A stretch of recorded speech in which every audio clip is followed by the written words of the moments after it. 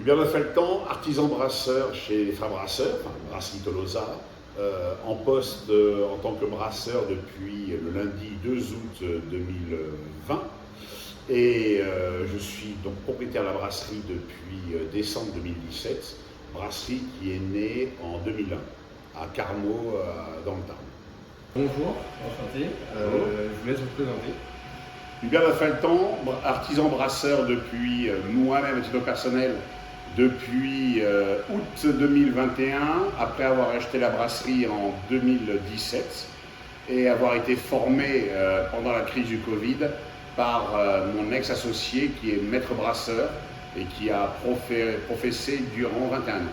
D'accord. Vous pouvez présenter peut-être la brasserie ici? La brasserie est née en 2001 suite à une enquête menée par mon ex-associé, Alain Cahulella, le fondateur, qui était dans le négoce de produits alimentaires pour la grande distribution. On s'est aperçu qu'il y avait une grosse demande sur la bière artisanale. Néanmoins, avec des particularités, c'est qu'à l'époque, il ne voulait pas de la bière avec des levures au fond du verre, etc. Il voulait des bières de qualité industrielle, c'est-à-dire filtrées, donc limpides. Et c'est un peu la particularité depuis de notre brasserie, c'est que nous brassons de façon traditionnelle, des recettes classiques, mais nous filtrons nos bières à 0,4 microns de finesse. Ça veut dire que quand vous goûtez de bière, enfin quand vous servez une bière dans un verre, vous voyez à travers. Ok, super intéressant. Et dites-moi pourquoi vous êtes lancé dans l'activité? À l'origine, j'ai une autre entreprise et c'était mon fournisseur, j'ai un restaurant. Et il m'a dit qu'il avait marre de travailler durement et qu'il voulait prendre sa retraite parce qu'il a 65 ans maintenant, 66 ans. Et puis un jour, au bout de 2 ans, il me dit, donc il me fournissait dans mon restaurant, il me dit qu'il a trouvé des gens à qui la vendre la brasserie. Les gens ne m'intéressaient pas, ce sont des gens à Toulouse, je n'avais pas envie de leur donner mon argent. Et puis finalement, sur un coup de tête, c'est un vendredi après-midi, j'ai décidé d'investir pas loin de 200 000 € dans une brasserie en moins de 10 minutes. Oh wow. Ok. Les bonnes opportunités sont celles qui ne demandent pas de réflexion. Si vous commencez à réfléchir sur une opportunité, c'en est plus une. Depuis, vous êtes content de votre choix? Dur, difficile, on enchaîne les crises depuis, le Covid, 2020-2021, la crise énergétique, qui fait que la facture d'électricité a été multipliée par 9, sachant que brasser une bière, ça reste quand même assez énergivore. Après, on a eu les crises sur, bien sûr, forcément, donc le carton, le plastique, l'acier, donc tous les produits qu'on utilise, le malt aussi, l'orge maltais, les levures, tout a pris au moins 50 à 60% de hausse. Et quand ça a commencé à rebaisser, ça a été d'autres crises ailleurs qui sont arrivées. Maintenant, c'est la crise du conflit américano-israélo-iranien. Ça n'arrête pas. Chaque année nous amène un lot de difficultés monumentales. Ah oui, c'est clair, ça ne doit pas être facile tous les jours. Mais du coup, vous êtes une microbrasserie, c'est bien ça? On est une microbrasserie, on peut dire une brasserie artisanale, puisqu'on fait un peu plus de 500 hectolitres par an, ce qui fait 50 000 litres. Une microbrasserie, c'est un peu moins en général. On est à 200-300 hectos. En 2019, on faisait 1200 hectolitres avant le Covid. Oh, et c'est quoi la différence du coup avec une brasserie industrielle? La brasserie industrielle est quasiment automatisée, à plus de 100%, je dirais. Vous appuyez sur des boutons pour choisir la bière que vous allez brasser, et il n'y a plus que des process de contrôle. La brasserie artisanale, il y a quand même pas mal d'opérations manuelles, et puis la dimension locale et pour une distribution locale, donc un niveau de production plus limité, marque aussi la différence. Il est considéré qu'au niveau de l'État français, enfin l'administration française, et notamment les douanes, puisqu'ils sont producteurs d'alcool, une brasserie, on est considéré une microbrasserie, enfin brasserie artisanale, en dessous de 200 000 hectolitres. Ok, super. Mais du coup, est-ce que vous connaissez le mouvement craft beer? Non. Alors en fait, le mouvement craft beer, c'est un mouvement qui a été lancé à la base en Amérique, qui avait pour but justement de relancer un petit peu les microbrasseries et oui, l'histoire. Alors, oui. Vous faites à l'anglaise, enfin l'américaine. L'histoire de la renaissance de la bière artisanale, oui, en effet, je connais bien son histoire, mais je ne rentre pas totalement dans le schéma craft. Ok. La différence, c'est que je fais des bières traditionnelles. Je ne fais pas de bière houblonnée avec des houblons américains très citronnés, etc. Je ne fais pas d'IPA, de bière amère. Je ne fais pas de bière acide ou des bières au jus de fruits, les NEIPA, comme on l'appelle, etc. Donc, ouais, je connais le mouvement, mais je ne suis pas dans cette mouvance. Et c'est pas ça qui vous a intéressé, en tout cas, pour rentrer dans le domaine brassicole? Non. Ok. Du coup, vous avez bien dû remarquer qu'il y a eu du mouvement dans le domaine des microbrasseries en France. Qu'est-ce que vous en pensez du phénomène des microbrasseries actuellement? Alors, quand Alain Cavella a créé la brasserie Tolosa, enfin les frères brasseurs, c'est le nom de la raison sociale, en 2001, on était la 50e brasserie à ouvrir depuis 1947. Ok. C'est pas énorme. Maintenant, on est entre 2500 et 2600. C'est à la fois une très bonne chose puisque ça permet de ramener la clientèle locale à consommer local des produits plus artisanaux. Donc, en termes de qualité, de goût, de diversité surtout, ça a permis aussi d'avoir un choix de produits plus large que ce que le marketing des industriels, avec des choses très originales, etc. Mais les crises qui sont succédées depuis 2020 ont mis à mal notre secteur. Je vais prendre sur le cas de Toulouse, en mois de mars-avril, enfin au mois de mars-avril, 2 brasseries ont été en liquidation judiciaire. Elles ne sont même pas passées par la case redressement, c'est liquidation directe. Ah oui. Et en tout, ça fait en 2 ans 4 brasseries autour de Toulouse qui ferment leurs portes. En seulement 2 ans, donc c'est clair qu'en ce moment, c'est pas la grande forme, il est quand même de plus en plus. Non. En phase de crise, il faut savoir que la bière est un achat plaisir. Oui. En phase de crise, quand vous allez dans votre magasin faire le plein pour la semaine, vous allez d'abord, quand vous mettez 100 € de carburant en plus par mois dans votre réservoir, vous ne les mettez pas dans la nourriture. On le sait, ça se passe comme ça. Donc vous allez acheter du pain, des pâtes, du sucre, enfin tout ce qu'il faut, une nourriture de base. Mais la nourriture plaisir, peut-être vous en achèterez, mais beaucoup moins. Beaucoup moins. Et ça se voit déjà, même sur les magasins de proximité comme les Carrefour City, les U Express et les cavistes aussi. Là, depuis quelques semaines, particulièrement accélérée à cause de la crise du carburant, la crise iranienne, les ventes sont très compliquées. J'imagine bien. Il y a des chiffres aussi assez intéressants qu'on a pu remarquer en travaillant sur le domaine des microbrasseries, notamment les suivants. En France, 90% des emplois dans le domaine brassicole sont dédiés aux microbrasseries pour seulement 9% de la part de marché. Dites-moi ce que vous en pensez et comment vous l'expliqueriez. Les microbrasseries, c'est énormément de petites unités avec 1, 2, 3 salariés. Les brasseries qui ont plus de 5 voire 10 salariés sont beaucoup moins nombreuses. C'est une histoire de puissance commerciale, de volume, d'implantation. Il est vrai que quand vous êtes installé, c'est pas discriminant ce que je dis, mais à Aubusson, au fin fond de la Creuse, votre zone de chalandise est moins dense. Oui. Quand vous avez une microbrasserie installée en périphérie de Toulouse, votre zone de chalandise est beaucoup plus dense. Donc forcément, vous avez une forte probabilité d'arriver à augmenter vos volumes. Et donc, pour pouvoir suivre la production, enfin la demande, il faut que la production suive et donc que les emplois suivent aussi la brasserie. Et du coup, pourquoi 9% des parts de marché seulement? 9% de parts de marché, ça dépend les zones, je vous dirais. Ça dépend les enseignes, géographiquement parlant, ça dépend comment est structurée l'offre commerciale dans le secteur. Il y a de plus en plus d'enseignes, comme je dirais Carrefour, Super U, qui développent l'approvisionnement en local, voire en supra-local, c'est-à-dire vraiment à 3-4 km autour du magasin. Mais néanmoins, automatiquement, la zone de chalandise du point de vente est moins importante. Quand vous produisez en volume très important, vous pouvez commencer à diffuser de plus en plus loin de votre brasserie, sur votre département, sur la région, voire sur la France.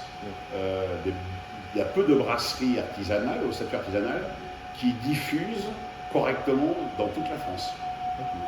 Est-ce que vous connaissez d'autres brasseurs locaux et quelle est votre relation avec? Est-ce que c'est plus de la collaboration ou peut-être de la Alors, concurrence?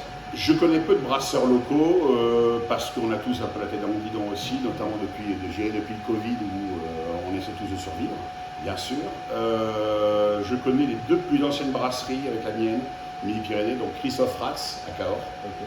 Et Michel Joulin qui était à la bière à thèse, qu'il a cédé il y a un peu moins d'1 an pour partir à la retraite. Et après, je ne connais pas spécialement les autres brasseurs. On est sur des domaines de produits assez différents. Et comme je vous le disais, on a tous la tête dans le guidon et on n'a pas trop le temps de faire les phrases. J'en ai rencontré quelques-uns, mais je ne suis pas trop dans le moule barbe de trappeur avec le bonnet rouge et la chemise à carreaux, afin de faire comme les Québécois disent, la craft beer, les bières. C'est pas mon truc, l'esprit craft nord-américain. Ok. C'est quand même un peu la grosse tendance qu'il y a dans les brasseries artisanales, ce côté un peu hipster, etc. Ok, donc vous voyez plutôt le mouvement craft beer comme quelque chose un petit peu hipster, mais vous le voyez plutôt dans le sens un peu en mal ou quelque chose dont il est bien de s'inspirer mais pas tout prendre non plus. Vous avez tout dit. C'est très bien de s'inspirer. Il faut rester ouvert aux nouveautés. Je de mes 56 ans, je ne suis fermé à rien, évidemment. Je me remets en question. Ça amène une diversité.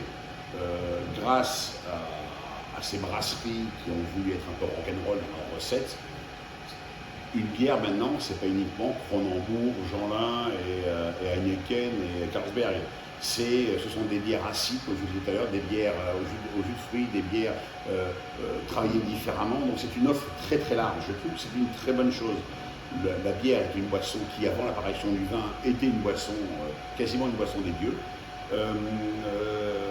qui a quand même déjà, qui est née il y a 13 000 ans, donc qui a forcé l'histoire, que ce soit de la Perse jusqu'à l'Égypte et puis en France, enfin en Europe. Avant, on ne buvait jusqu'à l'apparition du mouvement craft en France, en Europe, mais surtout en France, puisque la France est le pays où il y a le plus de brasseries artisanales que dans les autres pays d'Europe. On a amené une telle diversité que le choix, le goût, il y a des choses bonnes, des choses pas bonnes, mais moi on peut essayer et on peut vraiment quasiment boire 10 bières par jour. Il nous faut à peine une année pour boire tout ce qui existe. Mais ça c'est sûr, c'est sûr.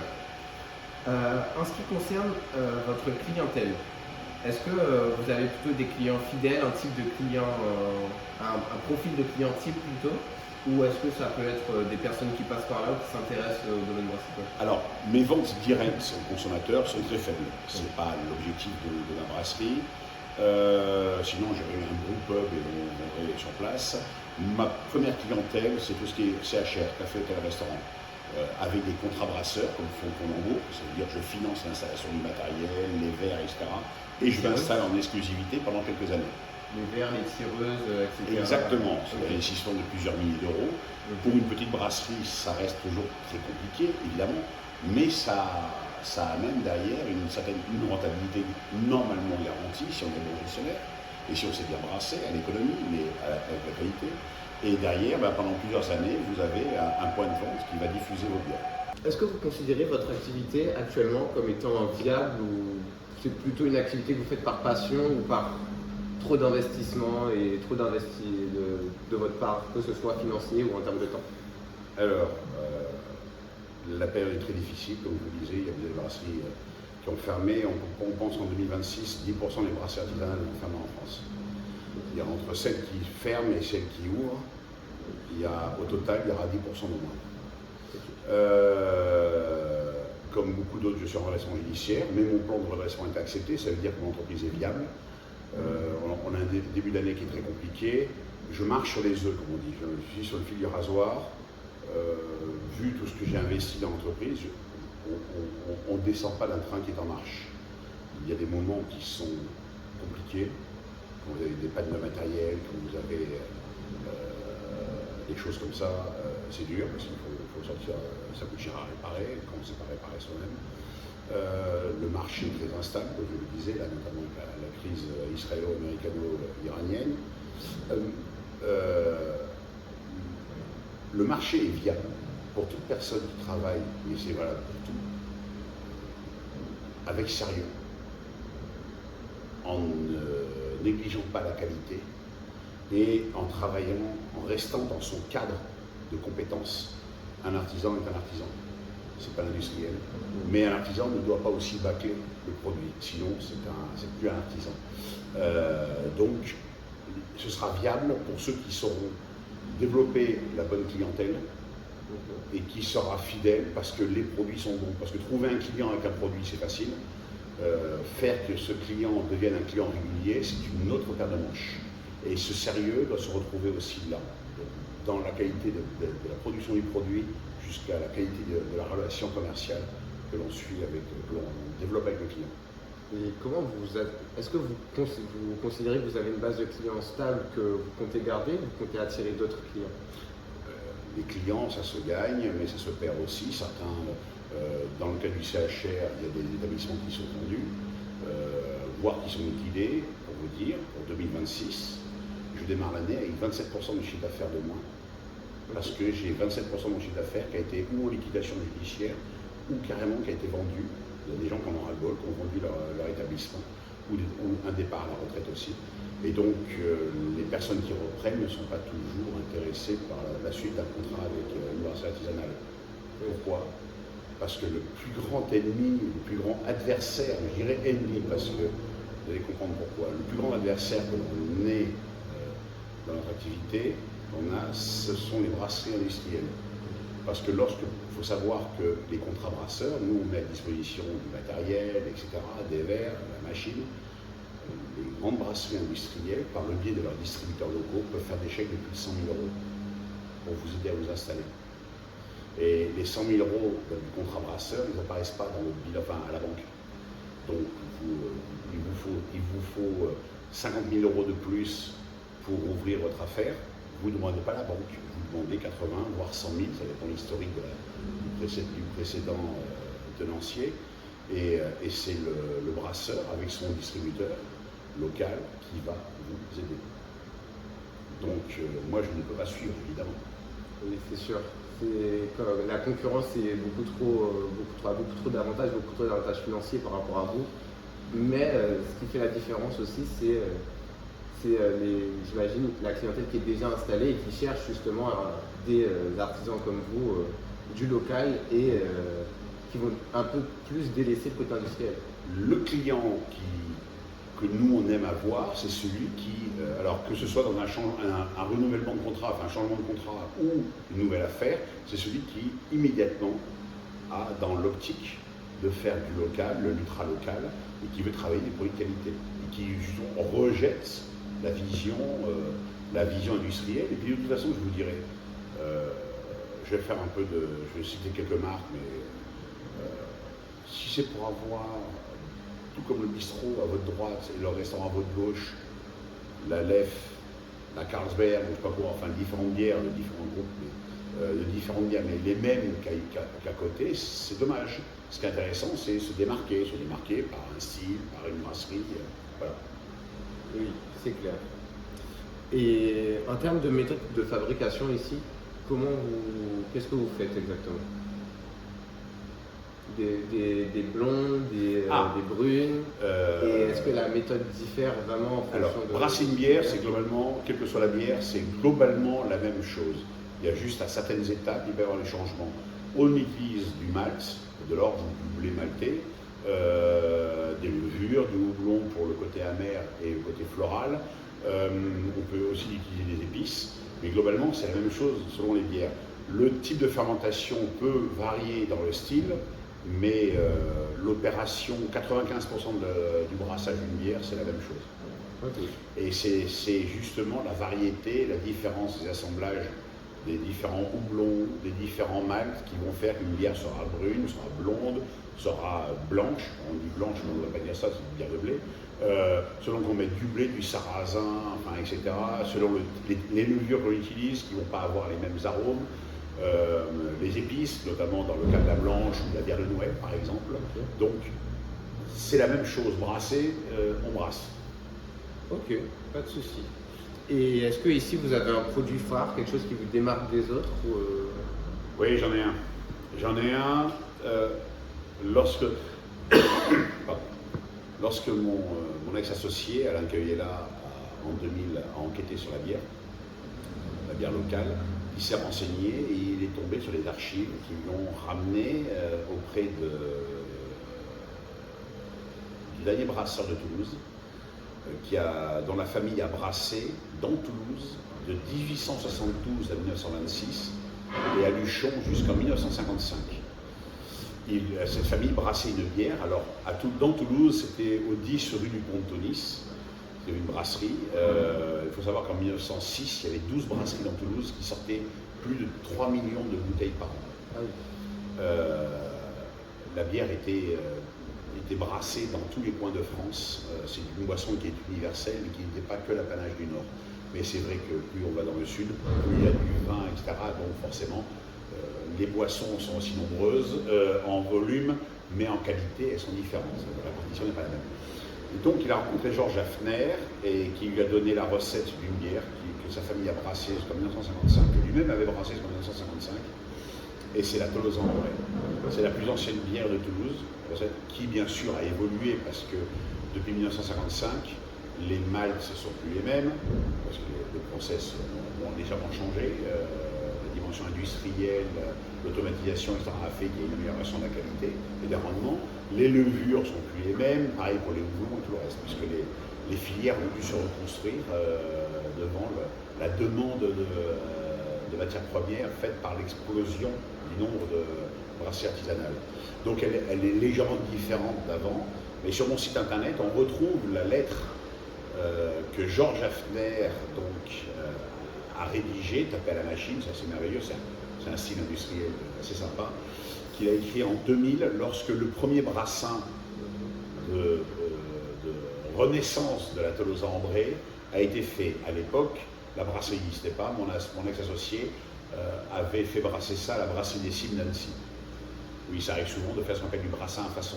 Okay. Lorsqu'on n'a pas assez de capacité de production ou qu'on a des creux, on fait brasser ailleurs, on peut brasser pour soi. D'ailleurs, les bières que j'ai brassées hier et aujourd'hui sont des bières qui vont partir en Angleterre. Okay. Voilà, pour une autre brasserie. Okay. J'avais un creux dans mon... j'ai été contacté, j'avais un creux dans mon planning, un creux. Je me suis arrangé pour qu'il y ait un creux parce que ça reste toujours une opportunité de brasser pour les autres. Ok, voilà. Ça crée un lien aussi entre brasseurs. Donc cette Tolosa Ambrée, oui, c'est la plus ancienne bière de Toulouse. Okay. Et ce qui nous caractérise aussi, c'est que, comme je vous le disais tout à l'heure, nous filtrons nos bières. On n'est que 3% des brasseurs, même pas 3%, on est 1% des brasseurs en Occitanie à filtrer nos bières. C'est un process long et compliqué, enfin plusieurs heures, mais c'est surtout au moins 1 an d'apprentissage, parce que c'est une technique très très particulière, qui est utilisée pour le vin blanc aussi. Et son assimilation, son enseignement et son assimilation, c'est pas évident. Ça, et la troisième caractéristique, particularité de notre brasserie, c'est qu'on fait des bières avec un houblonnage, un côté amer, très faible, très doux. Okay.